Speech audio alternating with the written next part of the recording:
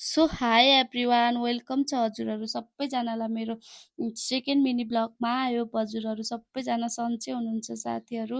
हजुरहरूलाई चाहिँ म के भन्न चाहन्छु भने हजुरहरू सबैजनाले मेरो आमा जो नन्द त्यो सासूवाला कन्टेन्टलाई कति धेरै माया गर्नुभएको छ। पर्सनल्ली पनि मलाई कति धेरै मेसेज गर्नुभएको छ, राम्रो भएको छ, किप इट अप यस्तो भनेर कति मेसेज गर्नुभएको छ।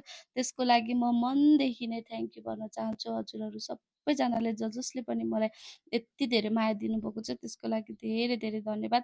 तर कि साथीहरू सबैजनाको सोच चाहिँ त्यस्तो नहुँदो रहेछ। कोही कोही मान्छेहरूलाई चाहिँ के लाग्दो रहेछ भने बिचरा यसलाई पनि यसको फ्यामिलीले यस्तै गरे होला अनि त्यही भएर यसले यस्तो यस्तो भिडियोहरू बनाएको, त्यस्तो खालको सोच हुँदो रहेछ कि कोही कोही मान्छेहरूको चाहिँ साथीहरू। तर उहाँहरूलाई चाहिँ म के भन्न चाहन्छु भने मलाई चाहिँ एकदमै आनन्द छ। मेरो फ्यामिलीमा चाहिँ कोही पनि त्यस्तो हुनुहुन्न, मलाई एकदमै माया गर्नुहुन्छ। कोहीले पनि यो बुहारी हो यसले गर्नुपर्छ भन्ने खालको मेरो फ्यामिलीमा चाहिँ कोही पनि हुनुहुन्न। एकदमै एजुकेटेड, मलाई एकदमै माया गर्ने फ्यामिली हुनुहुन्छ। मलाई सबैजनाले धेरै माया गर्नुहुन्छ। कसैले पनि केही कुरामा रोकटोक गर्ने, त बुहारी हो त गर भन्ने मेरो फ्यामिलीमा चाहिँ कोही पनि हुनुहुन्न साथीहरू।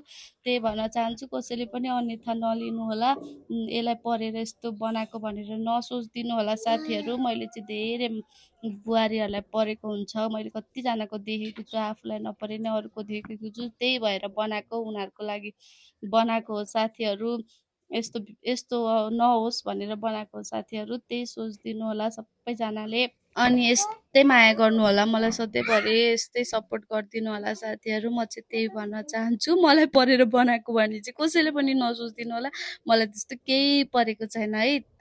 आजको लागि यति नै साथीहरू। Thank you so much for watching my video.